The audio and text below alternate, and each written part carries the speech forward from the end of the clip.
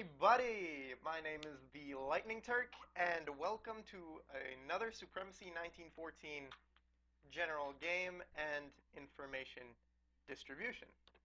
So we're going to start off by joining this regular round on the 31 player, 30 player or 31 player Europe map. Now, a few things before we start.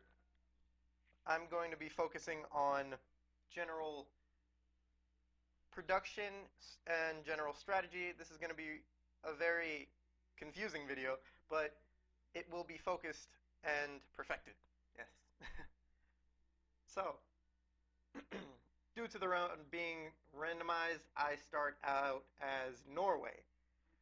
Now, Norway is a nice country. It's lovely. It's got crystal clear lakes and view into the North Sea. But aside from its beauty, we're focusing on its resources. Now, the Norwegian territory, the Norwegian state, has it's got, let's see, a double iron ore, a double fish province. In total, it has 4 fish provinces, and it's got 2 lumber provinces, an oil province, and a grain province. Oh, it's actually, let me see. Oh, it's got 3. That's great. 3 lumber. 3 lumber, which is perfect at this specific point. Now, how will we start this game? First of all, before doing anything at all, let's close this. Let's look around and see who's active, because you may start the game thinking I should have a clear strategy to win this game and do things slowly and strategically. However, if a random player just comes at you and invades, you need to know what to do, and I seem to be a bit late at this because I see 2 possibly active players. Let's check. Alright, this guy is active. Sweden, our neighbor, is active. And Finland, our neighbor, is active. So these 2 are going to scare me. But scaring me aside, it's best to send these 2 specifically messages saying, hey, maybe we should have good relations, maybe we should have an alliance, possibly a non-aggression pact between our 2 nations. And that's what I think I'm going to do with these Scandinavian countries. Either that or take them over randomly. But I don't seem to have the military for that. So, let's start by producing things. We need to start fixing our economy, which you can do by clicking on the bar above us and moving the sliders in order to get whatever you want from it. Now, I think it's perfect that we have fish. We don't have to worry about that at all. Even though it's not really very important to worry about. Grain is more important. However, if we can just get our resources well, we can focus on strategic production. So, I guess coal at the moment is pretty cheap. We can focus on coal. So long as we have certain things increasing, we'll be fine. Coal is not much to worry about. Let's see. Now let's get started on production. We seem to have recruiting offices everywhere. Good. It's all preset. So, what can we do? Now, specifically for recruiting offices, they're not really difficult to construct. They're constructed in 15 minutes, and they cost you 250 pounds a day each. Yeah. Furthermore, let's see. We could make, in this specific circumstance, we could focus on harbors, since we're going to try being very diplomatic here. Yes, harbors are right here. So, harbors, as you can see, are 10,000 cash and 10,000 lumber, which is great because we have a solid amount of lumber coming in that can only increase. I'm thinking we should focus on putting a harbor right here in Egersund. However, we're not up to day change yet. Right, I forgot. We're on day one. Currently, for day one, the only things that are actually available are fortresses, barracks, moving your capital, and workshops. Now, forts are very helpful because they take up to 90% of damage inflicted on an army in the town, and it boosts your morale by 5%. Plus, on level 2 forts will be available on day 2. Your forces are hidden from your neighbor. So I'm thinking of just spamming forts everywhere. That seems like a good idea. If I can get level 2 forts on every single province, it'll keep my enemies from seeing, well, not really my enemies, but my neighbors from seeing what I have in my lands. Oh, I guess we're going to need a little bit more of that. So we go to the stock market to look for cheap, productive iron ore. This is good, solid amount for a solid price. Alrighty, I'm gonna spam some forts.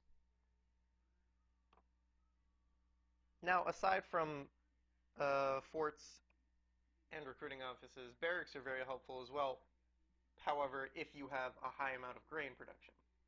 If you have a solid amount of grain production, you can boost the amount of soldiers you create with your recruiting office. And barracks can be upgraded to level 2 from level 1. However, it takes about, let me check the province upgrades. It costs 4,000 pounds, 1,500 grain, and 1,500 lumber.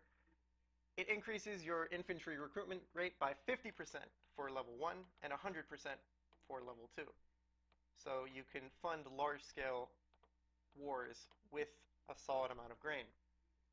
However, it does have an operating cost. For it to continue operating, it would need 500 pounds of grain for level 1, 500 pounds of cash, and 1,000 grain per day for level 1, and 1,000 pounds of cash, well, just pounds, and 2,000 grain per day for level 2.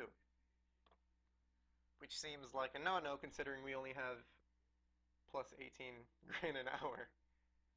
I don't think we can fund such a thing. So, forts continue. We just need a little bit more iron ore. Now, on level 2, on day 2, we're going to be creating harbors. Thankfully, our country has harbors, well, the potential for harbors everywhere, every single province, since it touches ocean. Harbors are very effective at fixing your economy, thanks to increasing your production amount by 25% once they are built. However, as well as that, it increases your morale by 10% in each province. Compared with forts, forts only increase your morale in that province by 5%.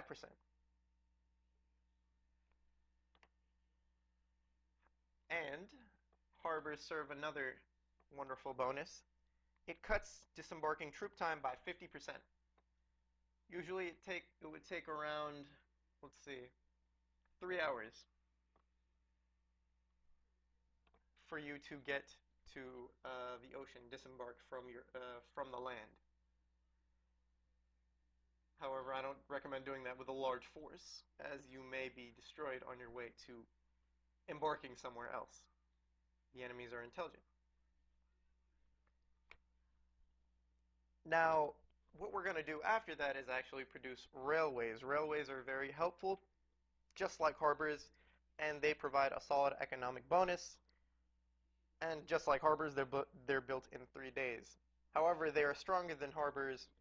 How harbors assist you going to the ocean, railways assist on land. They increase your production percentage by 33%, and they increase your speed on land by 250%. So say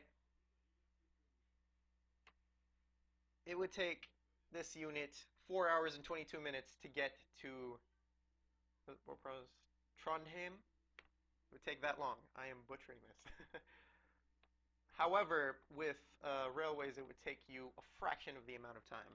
And considering we already have a deficit in coal production, I'm feeling we can just focus on buying coal completely and just increase our production rates by a massive amount. Maybe we can find a coal province hiding somewhere for us. Hmm, hiding somewhere for us. Hmm. The wonderful thing about Supremacy in 1914 is that everyone starts out with two double provinces, the two double resource provinces. However, you always need something else. It sort of focuses on military expansion as a means to fix your economy and strengthen it. And that's wonderful because it leads to some exciting things. Finally, we would have, oh, railways are day 5. There we go. Railways are available on day 5, harbors available on day 2, and the thing I want to talk about next, factories are available on day 8. Now, factories, they add an extra 8% to your production, which is it's not bad. I mean, plus production is always good. However, there's another added bonus to factories. Factories allow you to build things such as weapons, mechs. This includes battleships. This includes railguns, artillery pieces, um, and things of that nature. It really makes the game more exciting with packs. And these, in order to upgrade them, I do believe it's 2 days per level, and it takes you, yeah, it takes you 2 days to produce the first one. It goes up to level 4, and it increases morale by up to 2.5% per level. So that's a tiny bonus. It's not bad.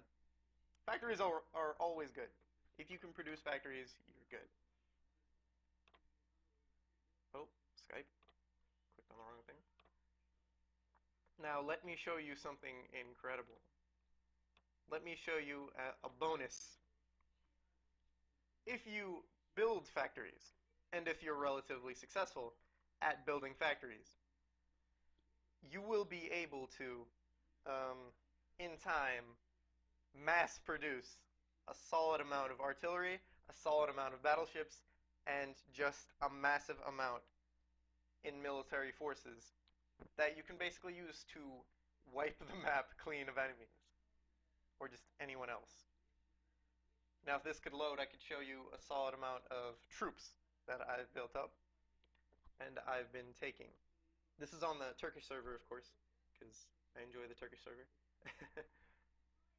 And this is a game where I am British Nigeria on the world map.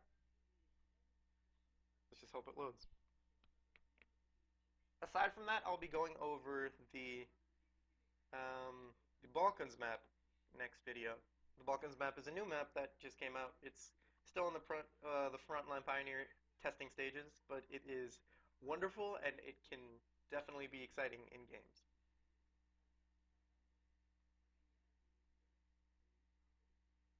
Oh, the loading screen.